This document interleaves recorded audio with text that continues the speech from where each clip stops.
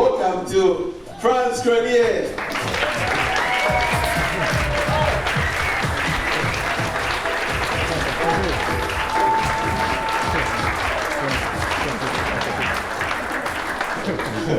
Welcome to DataProphet. We're super excited to host you, and just learning about your story and how you grew.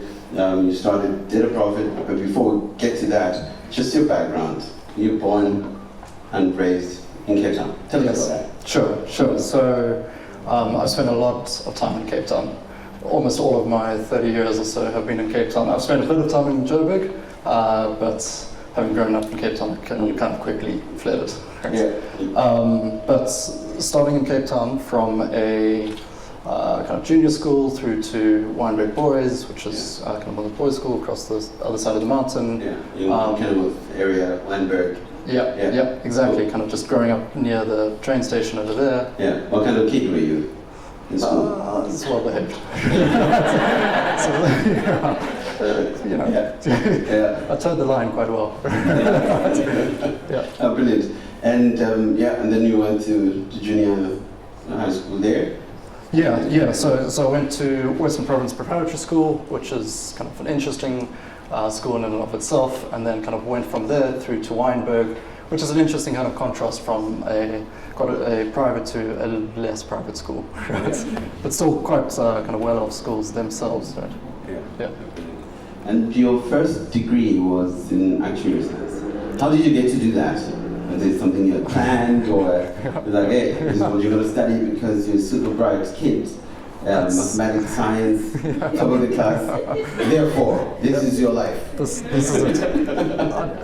Well, it was the first one on the list. No, it wasn't the first one on the list. Okay, sorry. So it was the first one on the list, which is kind of just a joke within the class. There's an element of absolutely, it was business, it was statistics, well, less statistics, more mathematics. So a lot of my kind of high school, junior school, I'd really enjoyed. The components of the hardest sciences in terms of physics and mathematics. I'd kind of, you might not know this, but there's actually a Western Province mathematics team, right? Which is you don't get a blazer. But there's that, and I was part of that, but I wasn't quite A-team material. I was just B-team, but still. Right? You were in the team? I was in the team, yeah. It's very quiet. So I joined that. I participated in a lot of Olympiads in the course of my high school. It's kind of great community within the context of Western Cape, and actually kind of UCT reaches into the various different schools here in terms of promoting a lot of that. And so there's a lot of support from the various different faculties, kind of just bringing the kind of interested into that space. And then subsequently kind of finishing high school, then it's one of my pet peeves within the context of tertiary education here, but you've suddenly got to pick a specialization immediately, right? Despite kind of never having voted before or driven a car. Now you have to specialize, and so it's kind of, there's a bit of a, like Actuarial Science is an interesting, attractive degree. It's quite well respected. I was really interested in the business aspect. Really interested in the mathematics aspect, right? And it's a little bit more exciting than accounting. Yeah. Right? Brilliant. It's kind of similar. For me, I was also super introverted, believe it or not.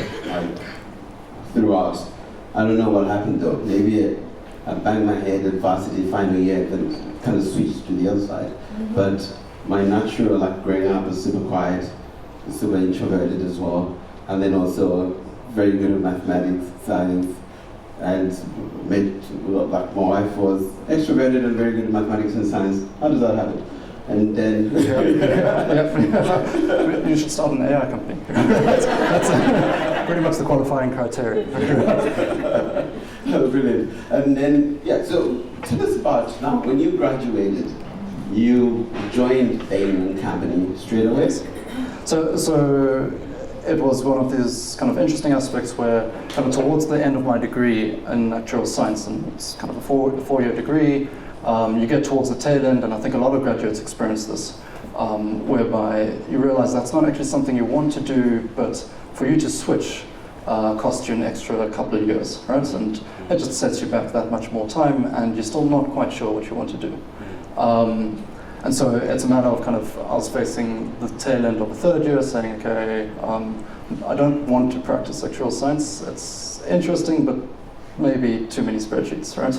And so kind of diverted from kind of finished the fourth year of it because knowing that I didn't want to change, but began picking up courses outside of the realm of the traditional field, right? And then still towards the end of fourth year, not quite sure what to do. Consulting is quite an interesting field in the sense that it gives you very broad experience, right? Bain Company, and it's not something you promote widely now, right? But back then it's quite an interesting space to work in. It had just returned to South Africa, its last exodus, but it had just started a team over in Johannesburg. So a team of about 30 or 40 people at that point, predominantly foreign, kind of starting up an office. We were the first class of South African graduates into that office. Kind of really exciting space. I was fortunate to be accepted into it. I'm not sure I was entirely certain what it was when I got into it, right? But management consulting from a career path looked like a really, it's the one you do all of the traditional case prep, you learn about businesses, you go kind of head to head in the interview process with a consultant and try and argue a business case with them, which is really quite a fun thing that gets you hooked into thinking quite hard about business. I see. And with that, like, what did you pick up? What did you learn? Like, how did that shape your path? It was an interesting transition. So obviously, kind of a fresh graduate, you move from a university experience where a lot of the talk is, you're coming up with ideas, you're pursuing pet projects, you're trying to solve problems, right? And then you introduced into a very much kind of corporate environment, right? It's quite a dynamic corporate environment. There are many different projects, etc., etc. But the questions that your peer group ask change quite suddenly, right? So it goes from, and almost kind of what we did within our honors class in actuarial science, we actually started a small fund because we thought it would be interesting and try and invest in the stock market because it was an interesting problem. Yeah. But then you leave that peer group and you join the peer group at the consultancy space or the kind of corporate, and the questions begin to change and begins to kind of morph into this very much career path. Right? But maybe coming back to kind of the experience at Bain, it's one of those that I strongly recommend, especially from a management consultant space. It teaches you all manners of kind of hard life skills, but also practical ones. You effectively walk into a large corporate. We did work with one of the large banks, and you design a strategy, right? You're exposed to kind of all of the upper management very quickly. You kind of learn about the questions that they're trying to answer for themselves, and you've got to put a PowerPoint together, because that's what consultants do.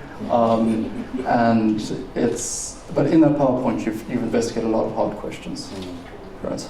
And it's just about kind of what really matters for this business, right? Yeah.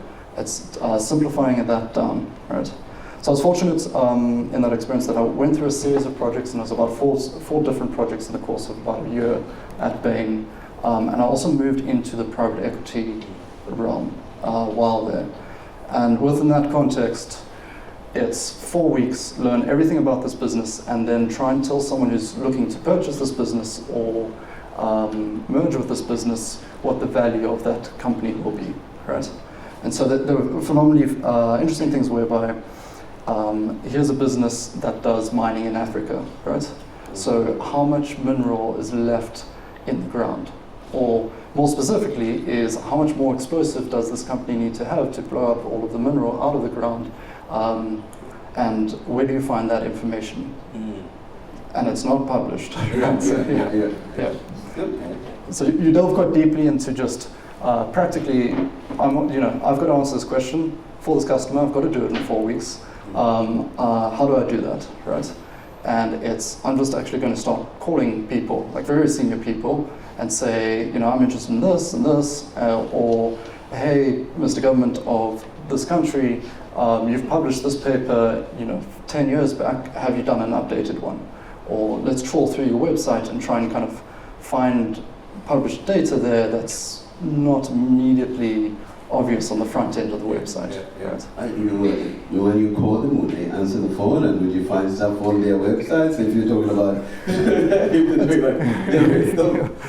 Africa, like a lot of countries, a lot of information you find in the offices or in people's heads, so to speak. And how do you find that? Like with entrepreneurship, again, you need to find information that's not apparent, and that's not just like Google search. How do you do that? Like when people are not responsive, when the info is not. It's an interesting element whereby almost the most successful approach was to talk to the expert, which is a strange thing because you come out of university, you've been taught, kind of professors, these people that you shouldn't ask too many questions to, right? Because they get a bit upset and they outrank you, and then you go into corporate and you hear all of the rungs of the ladder. You're just this associate consultant and then this consultant manager, and there's like 15 rungs to this ladder. And please don't talk to the partners too much because while they're interested to hear you talk, they don't really want to spend time talking to you. Then you go into this, and in that research, it was very quickly actually, you can call up the people who've maybe just left the field, the various different captains of these different big institutions. And if you arrive at quite an informed set of questions, when you talk to them, they're very ready to explain this, because this has been a large part of their life. Understanding the problems that you're busy trying to understand for companies that may or may not be similar to their own. I actually noticed that, like, while people think that it's very difficult to ask, for instance, in entrepreneurship again, like get mentorship from people who have done it and get information from people who know. I found that when you have very specific, direct questions, people are willing to help more than if you just say, let's have a coffee and like, what's this meeting about? And like where they're just wondering whether you're going to waste their time or not.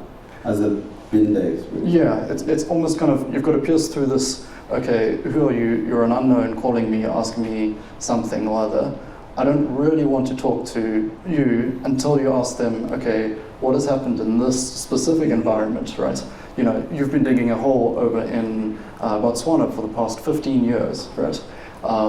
That's been your entire life. Where do you see that hole going, right? Like there's a giant open pit diamond mine in Botswana which contributes 1/3 of their GDP, right? And you can just dive into a whole line of very interesting questions, and they will readily give you that information because they're just interested in the conversation at that point. Brilliant. So Chantal said that it's interesting to see that people who have followed the rules and people who are super smart and introverted can become successful entrepreneurs. So what I found that a lot of times people have the idea of an entrepreneur as an extrovert, the guys that are always in the media news, whereas you're not looking at the people kind of like quiet type leadership. And then also that the more educated people get, the harder they find it to switch to entrepreneurship. And like almost like you're starting with a high-paying job. The people are like, oh, he's a consultant with Bain. Then you're going to stop that to become an entrepreneur? It's a bit of a strange transition, and I'll dive into that transition in itself. But I mean, in the statement whereby I think there are a lot of introverted kind of CEOs, entrepreneurs. It's just they don't. I'm more comfortable in front of a computer screen than a microphone, and I think you'll find a lot of that population exists. It just exists quietly, and so it doesn't feature in media. So there's definitely a media bias in that contrast, in that environment. And then the second thing is it's quite interesting where with higher education, the vast majority typically actually do have a kind of postgraduate degree. It's one of those where the media likes focusing on kind of young, I left school dropouts, but the majority of entrepreneurs are between 30 and 45 and they have 2 degrees and they've come from industry, and that's actually the focus of the successful grads. Absolutely, I totally agree. There was even another article that came out in Time magazine a few days ago that was saying that a lot of successful founders are actually middle-aged. They're 45, and then the media loves the 4 examples. Zuckerberg, Bill Gates, and Steve Jobs, and then not talk about everybody else, and almost like idolizing dropping out of school without telling us that they dropped out of Stanford. Yes. You know? Yes. If you made it to Stanford, you're a pretty smart guy. And then also, like the partners of Google, they were doing their masters. Yes. You know? Yes. Yeah. So like all of that, people kind of like want to idolize the outliers, and then we're all struggling to be that, as opposed to like a lot of people making successful companies who just learn, repeat, learn. You build something, it fails, then you build something again, you learn from others, and repeat process. Like, there's certainly things I envy about kind of more mature startup entrepreneurs, in the sense that they start with customers, right? Especially, so when you start as a young entrepreneur, you don't have any customers, but usually kind of as a the kind of 30, 45, you've worked in a company, and the company that you're leaving typically is your first customer. And I've seen it all over South Africa. Many of kind of the different smaller companies we speak to, they've discovered some important function within a company, and they've kind of then subsequently gone on to leave that company but sell that important function back into the company. And that I think, and that's just kind of anecdotal evidence, but I guess that's the bulk of small companies in South Africa, or at least in the context that I've seen. It's but within the realm of kind of further education, and maybe my experience through Bain, what I had seen, and this was kind of part of the motivating factor, was obviously the set of questions had changed, and I'd looked around and said, I can come back to this consulting space. Right? There's no special qualification required to consult, right? I'd like to start something, but I'm not an expert in anything. I've only got an undergraduate, so I can't back myself in starting something until I'm confident that I'm an expert in a field. So it was very deliberate to leave Bain to go and study further, right? In the sense that I just needed to find the sense of confidence in being an expert in a field to subsequently start a company, right? Tell us about the starting of DataProphets. Yep. Tell us about that. After you did a master's at UCT, Yep. and then tell us about that transition. Yeah. So about a year in, or about shortly kind of after 12 months at Bain, I sent a kind of resignation letter in, tell my colleagues that I'm resigning, because I'd kind of gotten quite deeply embedded in Bain quite quickly. No one believed me at first, so I had to convince them. And then because of the notice period, I actually stuck on an extra month, and it was very confusing, right? Because they really didn't believe me that I was leaving. But then I left, right? And then I left on the Friday. Monday, I was starting at UCT, right? Doing a master's.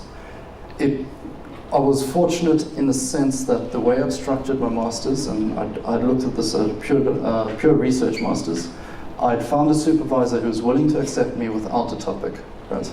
And it was a little bit of saying to him to say, I'm going to find one. I know, and I've been following media within the context of AI, and this is around about 2012, I know it's going to be in this space. And I will find a topic within the period of a year of my master's, right? I had this seed of thought right from my honors project, which was embedded in a body of theory which is wrapped in Bayesian statistics, and if you like textbooks, then that's a word that you might recognize, but it kind of is the early startings of some thinking around AI, right?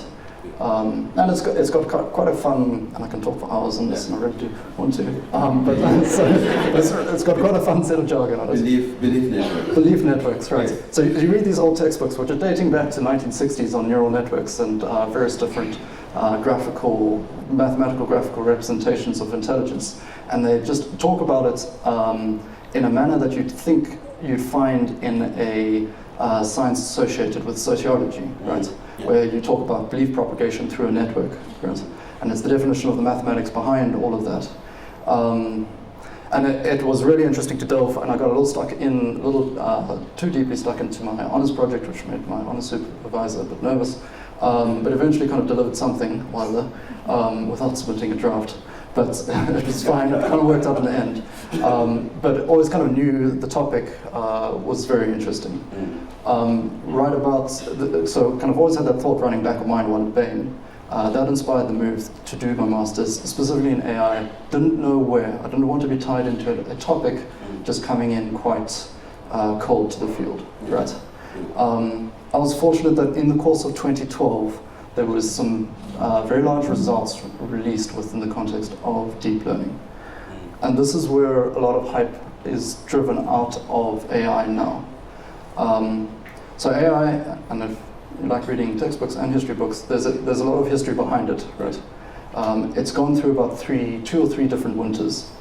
For example, one of the things that killed a lot of the development of AI was the development of a GUI, right? Okay. Yeah. Because suddenly people had an intuitive way to interact with computers. The GUI is the graphical user interface, right? Like Yep. that, as opposed to interacting with the computer using commands. Yep. Now you can click and point. Previously, there's just a login, like in the movies, where all the time in the movies, hackers, like exaggerated stuff, it's a black screen, and then it's just a prompt. And then every time they click something, it makes a sound.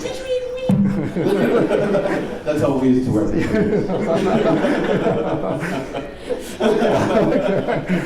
You need to know what you're doing. Yeah, and it's very strict in what you do. Like it's the very kind of nightmare most developers work in day out, right? Is that you've got to write this very specific query, and if you get it wrong, then your computer kind of packs up and goes home. Right? But the development of the idea that you can actually point and click at a screen flattened a lot of funding into AI. Because what they had been busy working on is the idea that you can talk to your computer naturally. And there was a massive amount of research being focused on that. And this is 30, 40 years ago. And then AI's funding just dried up because suddenly you can do it with a mouse. And the AI goes into a winter. And it goes through these cycles where it kind of comes to the forefront, goes through a massive hype cycle, doesn't deliver, funding gets withdrawn. There are a couple of dedicated researchers which just kind of stick through it, but the vast majority kind of goes somewhere else, right? And it's almost kind of nerve-wracking now because there is definitely a big hype component. Yeah, absolutely. Yeah. And also, I think also that the history of it, you get that the AI effect, that initially people are excited that this is AI, afterwards when it's actually working, then they discount it. Like, no, well, that's brute force. Yeah. And I'm like, oh no, that's that, that's that, like, almost it looks like, almost like you're not making real progress. But actually when the progress is made, it's just not called AI anymore. Yeah. Like the moment you solve for a chess game with AI, it's no longer AI, it's an algorithm. It's AI, but it's an algorithm.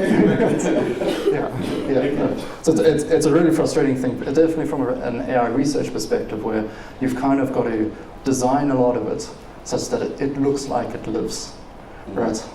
Which is a bit of the presentation and kind of just talking back. And when we talk from a marketing aspect, we'll call it AI. When we talk internally, we'll call it machine learning. And that's really just kind of, it's a set of algorithms. We know it's a set of algorithms, but if we want to get someone's attention, we'll call it AI, right? Statistics, mathematics, computer science got a really good rebranding. Exactly. I know my friend Felix from the office is saying, I think this is statistics, mathematics. Computer science. Cool. So tell us now about what did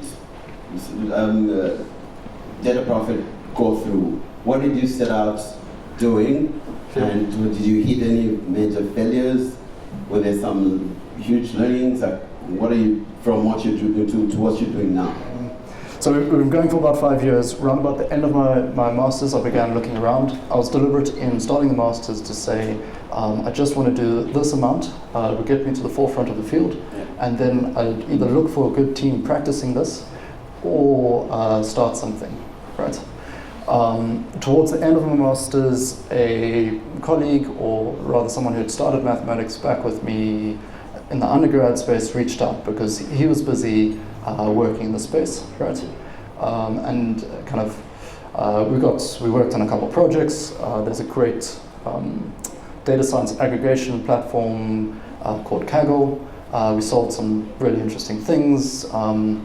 It's finding galaxies in recognizing types of galaxies in images, right? Really interesting problem. It's really difficult to do, and there are a lot of galaxies, so you've got to do it with some type of algorithm, right? And we worked across, and then we kind of delved into structural MRIs in terms of determining whether disease is in the brain or in the mind, and you get to ask and work together on this thing. But in doing so, while looking around at industry, we began to realize that a lot of the work, and this is 2014, so kind of before a lot of machine learning AI had set in a big way, a lot of the work done wasn't done well, or at least not as well as we would have liked it to be done, right? Which is kind of a constant pain for everyone who interacts with me, because I keep explaining to them I'm going to do better. But outside of that, we had looked around and we figured we put something together, right? Specifically to go to say we're going to consult to industry until we understand problems, because we are not experts in a specific industry, but we do not want to remain consultants, right? So the first couple of years we went through a whole set of quite interesting kind of moves. We spoke to a number of different industries. There's an element of, you go into a business, you've got to identify quickly the problem they're facing, you've got to identify the data that they have, got to work out how to solve it. And then you kind of scurry back to some shared workspace, or we were sharing an office at that point in the foundry, and you kind of work through that, right? You put together something, it solves the problem, customer's quite happy, but they understand they're kind of interacting with something that's basically kind of almost university student type level, right? Yeah. Fortunate, because AI was pretty much at that level. There were no established AI companies. Again, so focusing on building product, we eventually identified, actually right at the beginnings, call centers are typically pretty horrible with their data, right? And I'm sure you've experienced it, where they just call and call. We've seen some horror stories where there's one person who's called 19,000 times, and you can see that in the data, right? So, yeah, which it's just a data system falling over in the background, and they just spam the calls. But we found that we could add a lot of value on top of that. We tried to build product. We did build something. We even got so far as filing a patent over in the US on this product. But kind of within about 12, 18 months worth of just taking this product to market, we found that actually implementation was where we were struggling.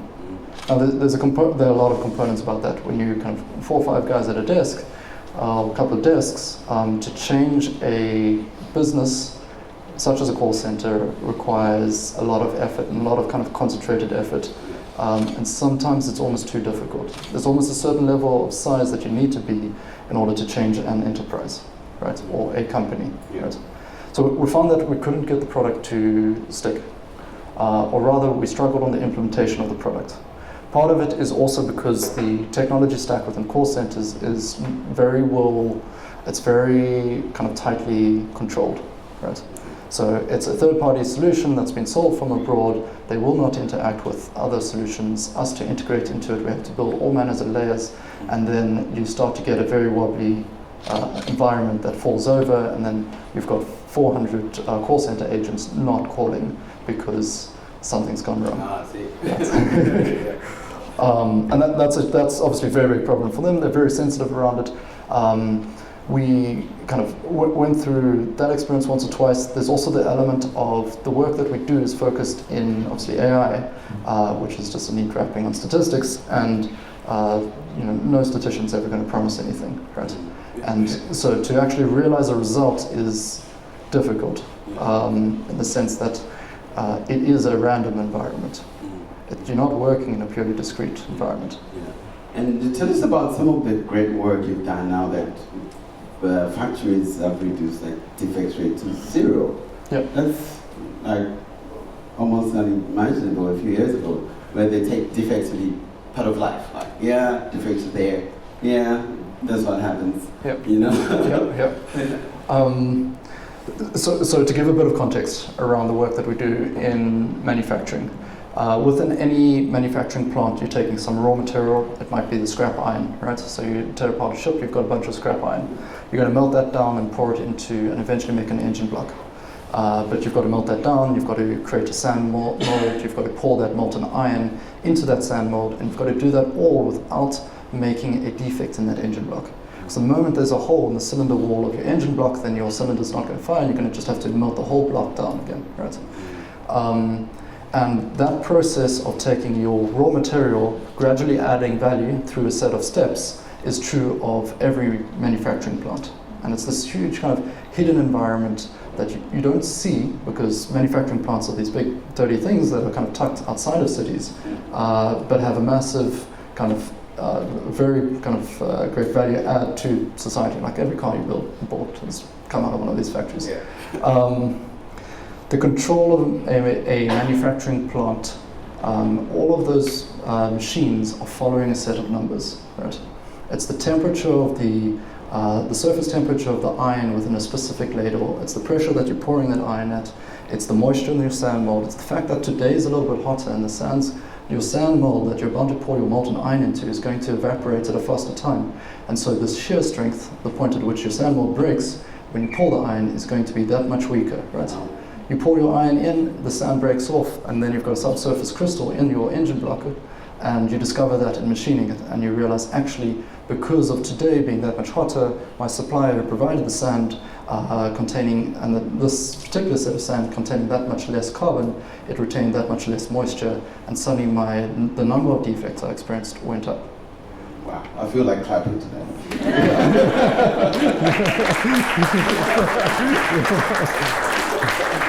But, wow. So you can see quickly within that environment you've got hundreds, if not thousands, of parameters, right? There are, and it's a fun aspect of the work we do, is we do a lot of industrial tourism. There are plants that we've seen that are maybe 40, 50 years old, right? One of these plants refines manganese, right? So they'll take 240 tons or so of manganese, and they'll refine that down to 80 tons, also 240 tons of manganese, or refine that down to 80 or so tons, right? They're going to do that, and if that plant ever stops, that's it, right? You can never turn it on again. You have to trash the entire plant. It is cheaper for you to remake that plant, right? And so that's just their life, and they've been running for the past 40 years, right? They have maybe 6,000 parameters in this big old engine, and where it gets really interesting is, because it's that old, the engineers who commissioned that plant, and a lot of them stay with the plant all the way through, but they're beginning to resign, right? And so you get to this point where you've got this big engine that keeps spinning forward and keeps producing manganese, but the amount of data and the machinery actually is so old that the people running it don't know what it's necessarily doing, right? They know how to control it within what they've been told before, but they're not certain why it was first put there, right? And all of that experience, and this is where we come in, and all of that experience is baked into the data, where someone has made a change to the machine has recorded it, right?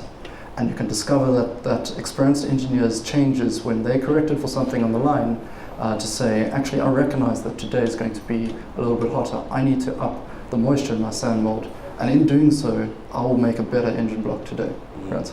But all of that experience, and it's when you begin to step back, you've got hundreds of engineers. Well, you've got at this point tens of engineers controlling a plant. And we can begin to take all of their knowledge and push it to the next engineer who takes over, to say, when this experience was happened with your sand supplier, you made these changes, and in making these changes before you start making these engine blocks, we can avoid you making a defect in the first place, right? It's a fascinating space, and I can go on for ages.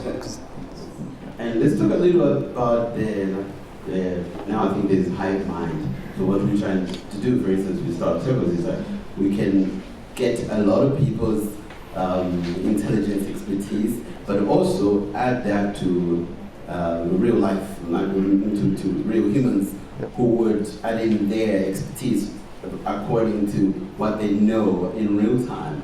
So with that, meaning somebody says, I want to set up this in Katete, and say, okay, where is that? It's in Zambia. Great, what's going on there? And then the people on the ground can add to to the models, and you can get much better predictions and much better recommendations, both combined like machine and humans. Yeah. I mean, it's a big element of almost our work today is to say we can only make recommendations insofar as what you've experienced, right?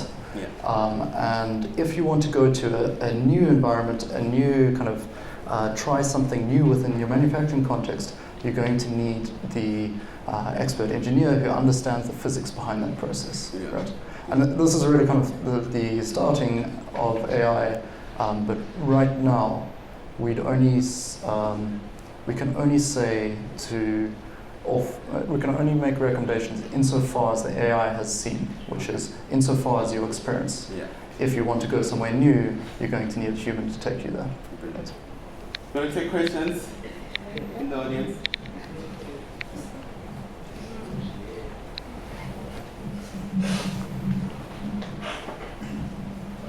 Hello, my name is Vincent, second year mechanical engineering. Could you move it closer to your mouth? Oh, okay, hello guys, my name is Vincent, second year mechanical engineering student at UCT, and you've talked about a lot like with regards to AI's impact within manufacturing.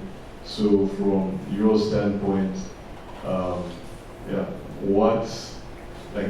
what relevance would it be like for engineers to now like start incorporating, like data science and statistics into, how we manage plants and just even in the designing of, machines and other components? It's important. I'll imagine the moment you hit a plant site, they'll talk to you kind of about SPC, being kind of black belts, Six Sigma. All of those are basically just kind of statistics routines, right? That underpin a lot of traditional statistics, where you can add a lot of value to that, because all of that is quite old thinking. In the development of SPC, root cause analysis, SPC is statistical process control. It's basically the valuation of the data coming off a plant to say, how do you control the manufacturing plant? But it's all very old, right? And it's very traditional. And the kind of development with an AI allows you to bring a lot of new thinking to that. So where SBC will say, I'm going to go to Excel, I'm going to pull all this data, do this analysis, arrive at this graph, draw a line, change the dial to reflect that line. If you kind of take that from an AI perspective, it's I'm going to write a piece of code which will continuously produce that graph, find that line itself, and change the dial itself, right? Such that each time that line shifts, I don't have to go and do that Excel again, right? Great, thanks. Tim. Talking about Tim apparently. Talking about the press loves this story of AI is going to destroy jobs. What is your perspective on that, living in it?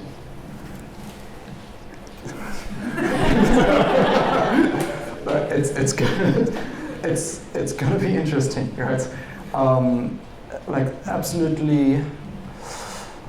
I think it's unfair to say AI is going to destroy jobs, because jobs have been destroyed through automation. AI is just the next level of automation, right? Your manufacturing plant has spent the last 50 years trying to automate roles on the line, because they know that the machine can produce it that much more reliably, right? It just sits in the background. But it's easy kind of to personify AI to say that this is the thing that's going to destroy jobs. But it's really been happening all the time. AI is just the next level of automation, which will have an impact, right? But are jobs being created elsewhere because of technology? I'm of the opinion it's nice to say that. I can't say for sure whether that's going to be the case. There are a lot of nice elements that we can see within the context of our work. For example, very much in automating a lot of the analysis that I just described, you can enable the engineer to be more creative in the development of saying, I want to think about how to improve or take this plant to a new space, right? So it gives them the automatic tooling to do that, right? So it does shift their role. We're not replacing them, we're almost kind of enabling them to make better decisions and kind of spend more time on kind of the rather than kind of looking at that Excel spreadsheet or creating that Excel spreadsheet, spend more time designing the plant itself and saying, I can make my process that much better. I can't say for sure that every job taken by an AI component is going to be replaced elsewhere. It is a complicated thing, especially when you take into context that most of the jobs being automated away by AI are within the repetitive domain, right? And then if you've got someone who's purely performing a repetitive task, you're going to have to retool that person, and that is a difficult thing to achieve, right? Cool. Frans, prachtig werk jy doen. Thank you. I'm Roberto from Bain. We do waste reuse and manufacturing. My question is around what you do and small businesses.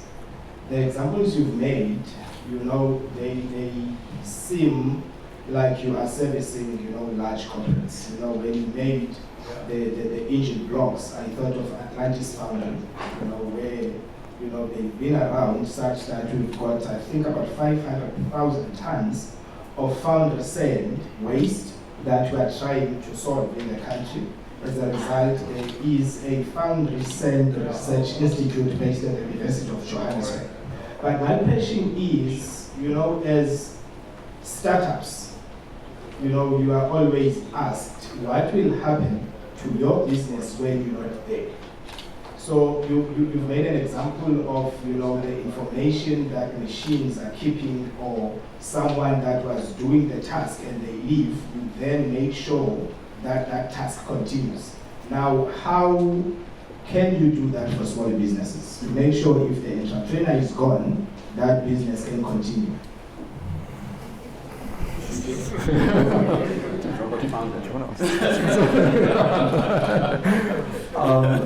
It's difficult to automate away a startup founder.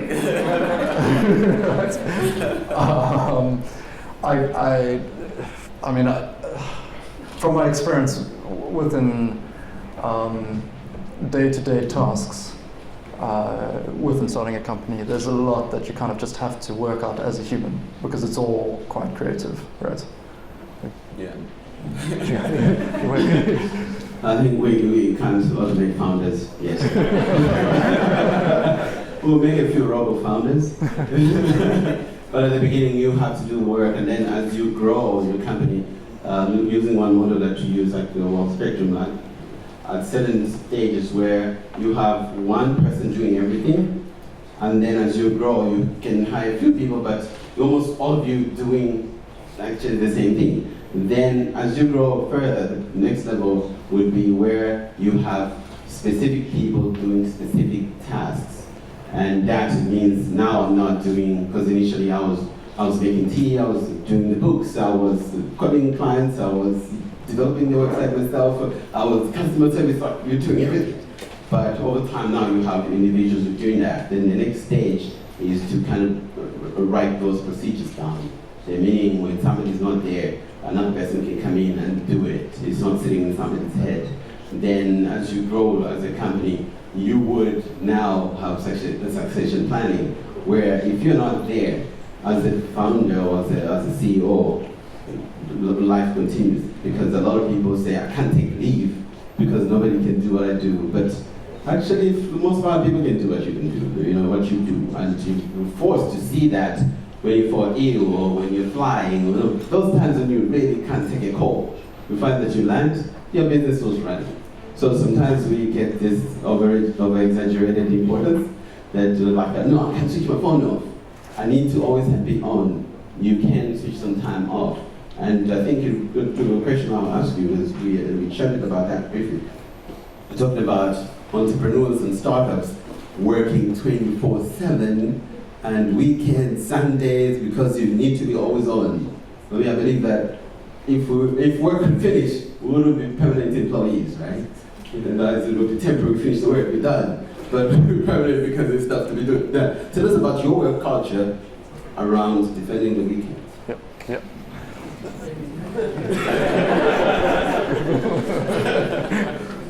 It's important to know. So it's something I learned over at Bain. They're very good on this to say, as a kind of junior consultant, look, the week is going to be ours. You're going to make arrangements with your friends during the course of the week, but you're going to find that you might have to drop out because you need to finish something. But we're going to defend the weekend, right? So the weekend is yours, but the week is ours. I've tried to kind of bring an element of that in the sense that we're big on there is a lot of work to do, right? It's a lot of work to do, and especially within the space, and I think especially out of Silicon Valley, you get this kind of weird interpretation of just a sprint the whole time, right? And it's not something that would work for my team, right? But it's also not something that we'd want to encourage at all, right? So there's a lot of, I mean, it goes without saying, there's a lot of value in a holiday, there's a lot of value in a weekend, right? You need to be given space. I've taken a lot of kind of what I've learned out of Bain in terms of defending weekends, also just defending regular work hours. It's not to say we are a 9 to 5 firm. I don't know what the regular hours are. But you know, you trust the individual to start the work, you trust them to, and you give them the necessary space to control it. And then maybe the hardest part, from my perspective, is there's a combination of both managing time of the teams you're working with, but also getting them to a place where they're not afraid to manage their own time. Right? It's kind of, I've been fortunate again with the team that I've got, is that they're very good about that. They have the ability to recognize how much they can do, and not kind of just commit weeks on end and weekends on end. Right? My question is twofold, in that how transferable is it between, say, a foundry in Cape Town or wherever, and a De Beers mine drilling thing, or a car plant in East London to a clothing manufacturer here? How transferable is it? And is your IP in your, it links to that, but is your IP in your formula or how you go about it, or is it in the people that you have to do the analysis? What is your IP, and how does it transfer between Okay. institutions? So the transferability is an interesting question from an AI perspective. We do work within continuous manufacturing, so that all refinery. We do work within discrete manufacturing, very different environments. Discrete, you've got a barcode for an item all the way through the process. Attaching the data is a simple thing, it's a single unit. Continuous, you've got a flow of water, right? To say this chunk of water had these parameters attached to it is a complicated thing to do, right? The work where we've focused work upon is to say, actually we can solve both of those problems with the same algorithm. And this is the promise of artificial intelligence, right? It's the promise of general intelligence, is that you can take a human and you can put them in a foundry and they can learn about it, or you can take that same human and put them in a mineral processing plant and they can learn about it. That intelligent algorithm that governs that human is common, and a lot of AI works to develop a single algorithm that represents that intelligence that you can transfer between different environments. The state of research isn't nearly there, but we're kind of moving in that direction, right? Where we have increasingly common algorithms which solve for problems that you aren't experts in, and you can take that same algorithm and apply it elsewhere. A lot of our IP rests in the development of that, right? Obviously, kind of within the context, it is people building that algorithm, so a lot of it's the know-how, but we're automating away the requirement for experts to build the algorithm, and rather to let the algorithm build itself off the environment, and learn from the experts that created the data in that environment, right? Yeah, that's it.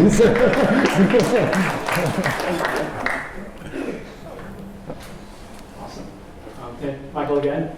One quick thing, the transportation guy, if he's still here, or anyone else in transportation, I'd love to talk to you. But the question I have for you, one, thank you so much for your time. It's really fascinating. For anyone who's an aspiring entrepreneur in this room, I think one of the biggest challenges any entrepreneur faces is how you price, how you monetize your innovation. So can you just give us a sense of the process you went through and your team went through of initially defining how you were going to make money off of your product, and how has that changed as you guys progress? Obviously, you don't need to share trade secrets, but we're looking to hear your thoughts.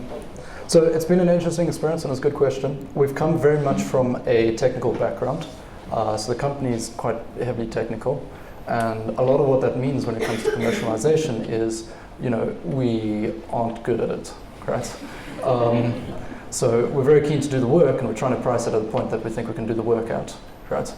Rather than trying to understand the customer insofar as, what do we think they'll pay for it. It's been quite a strong learning recently where we've brought in a lot of commercial leadership and they've strengthened that quite a lot, right? I mean, as a pricing strategy, I'm not the best person to talk to, right? Because again, my biases lie in I want to do this and solve this hard problem, and it's an element that again we've strengthened recently, but it is something we've had to strengthen, right? When building a team, you want someone strong on the commercial side, and it's a very different person from the technical. And it's the splitting of those roles, because for one person I think it is too difficult, unless they're exceptional, to be both the commercial negotiator as well as the technical negotiator in a team, right? Because you then hold a relationship with a client and you're trying to tell them that you're very good at what you do and you're trying to be their friend in the context of saying we can solve this problem for you, and then you have to be their anti-friend and saying this is how much I want you to pay for it, right? And don't, and it's just either you have split personalities or two people. A big hand for Frans, please.